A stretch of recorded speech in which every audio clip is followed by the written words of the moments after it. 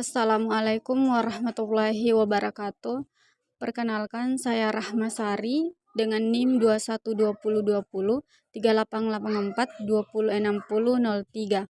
Program Studi Tadris IPA dari Fakultas Tarbiyah Institut Agama Islam Negeri Parepare.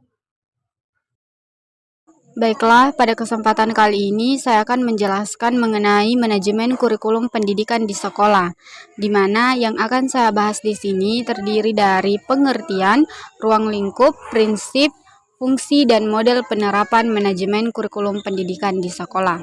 Baiklah, yang akan kita bahas pertama yaitu pengertian manajemen kurikulum pendidikan. Nah, kata manajemen kurikulum berasal dari dua kata, yaitu manajemen dan kurikulum, di mana manajemen adalah proses perencanaan, pengorganisasian, penggerakan, dan pengendalian menggunakan sumber daya untuk mencapai tujuan yang ditetapkan. Sedangkan kurikulum ialah suatu perencanaan aturan yang kaitannya dengan tujuan, isi, bahan pembelajaran, dan cara yang diterapkan sebagai pedoman pelaksanaan kegiatan pembelajaran untuk mencapai tujuan pendidikan. Sehingga jika kedua kata tersebut digabung, maka akan diperoleh pernyataan bahwa manajemen kurikulum adalah langkah-langkah menggunakan keseluruhan sumber daya sekolah guna tercapai dan mewujudkan tujuan dari kurikulum pendidikan yang dilakukan di sekolah. Selanjutnya yaitu ruang lingkup manajemen kurikulum pendidikan di sekolah. Nah, ruang lingkup manajemen kurikulum pendidikan itu terdiri dari 5. Yang pertama yaitu penyusunan jadwal pelajaran, di mana di dalam manajemen kurikulum pendidikan itu sudah diatur mengenai jadwal pelajaran setiap kelas. Mulai dari hari Senin sampai hari Sabtu, jadwal pelajarannya sudah diatur. Hal itu dilakukan agar tidak ada mata pelajaran yang bertubrukan pada hari yang sama dan jam yang sama. Kemudian yang kedua yaitu penyusunan kalender pendidikan, di mana di dalam manajemen kurikulum pendidikan itu sudah diatur susunan atau sudah dibuat kalender pendidikan yang akan dilakukan atau kegiatan apa yang akan dilakukan oleh pihak sekolah dalam tahun ini.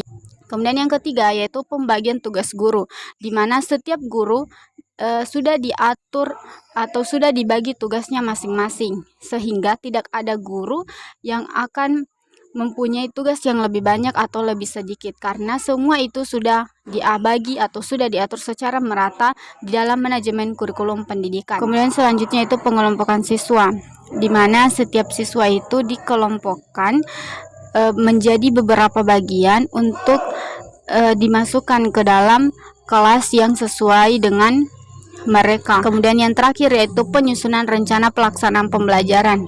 Nah, hal ini berkaitan dengan mengenai penyusunan kalender pendidikan, di mana pada bagian 5 ini setiap tenaga pendidik itu menyusun hal-hal apa saja yang akan dilakukan selama tahun ini. Kemudian rencana-rencana tersebut akan dimasukkan ke dalam kalender pendidikan, yaitu mereka menentukan pada tanggal berapa rencana itu akan dilaksanakan. Selanjutnya yaitu prinsip manajemen kurikulum pendidikan.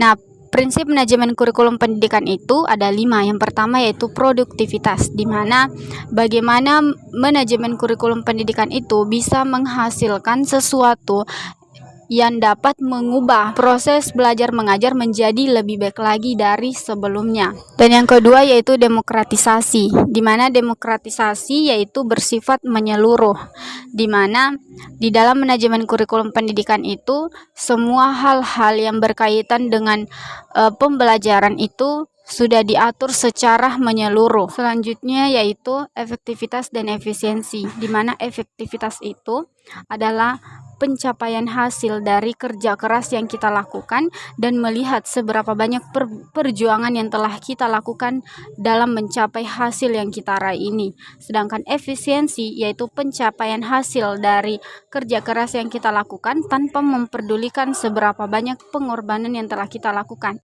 Dan selanjutnya itu mengarahkan visi, misi, dan tujuan, di mana dalam manajemen kurikulum pendidikan itu pasti ada visi, pasti ada alasan kenapa kita membuat manajemen kurikulum pendidikan itu, dan misi yaitu serangkaian kegiatan yang kita lakukan untuk melaksanakan alasan mengapa kita melaksanakan manajemen pendidikan itu. Dan yang ketiga yaitu tujuan, di mana dalam melaksanakan visi dan misi itu pasti kita ingin mencapai tujuan apa yang akan kita raih dalam melaksanakan manajemen kurikulum pendidikan tersebut. Kemudian selanjutnya yaitu fungsi manajemen kurikulum pendidikan. Nah, fungsi dari manajemen kurikulum pendidikan itu terdiri dari 6. Yang pertama yaitu meningkatkan efisiensi pemanfaatan sumber daya kurikulum. Yang kedua yaitu meningkatkan keadilan atau equality dan kesempatan pada siswa untuk mencapai hasil yang maksimal. Dan yang ketiga, meningkatkan relevansi dan efektivitas pembelajaran sesuai dengan kebutuhan peserta didik maupun lingkungan. Dan yang keempat, meningkatkan efektivitas kinerja guru maupun efektivitas siswa dalam mencapai tujuan pembelajaran. Dan yang keempat, meningkatkan efisiensi dan efektivitas proses belajar mengajar. Dan yang terakhir, meningkatkan partisipasi masyarakat untuk membantu mengembangkan kurikulum. Kemudian selanjutnya yaitu model penerapan manajemen kurikulum pendidikan. Nah, model penerapannya itu ada 3. Yang pertama yaitu Concur Based Adoption Model atau CBAM. Dilihat dari kata adoption, berarti adopsi. Berarti ada suatu pengambilan dari hal yang satu dimasukkan ke dalam suatu hal yang lain. Kemudian model yang kedua yaitu The Innovation Profile Model. Di situ ada kata inovasi. Berarti seorang guru dalam melakukan proses belajar mengajar itu mereka selalu berusaha berinovasi, di mana hal-hal yang biasa saja itu mereka bisa melakukan inovasi menjadi hal-hal yang luar biasa. Kemudian yang ketiga yaitu Tori Model atau Tours Opening, Realization dan Independensi. Berarti itu model ini berhubungan dengan sosial dan diri sendiri, yaitu di mana dalam penerapan manajemen kurikulum pendidikan ini dikaitkan juga dengan sosial dan diri sendiri. Bagaimana peserta didik itu bisa menerapkan ilmu yang mereka dapatkan dengan lingkungan sosialnya. Jadi itulah tadi yang dapat saya sampaikan. Semoga bermanfaat bagi kita semua. Minallahi musta'an wal itiklan. Assalamualaikum warahmatullahi wabarakatuh.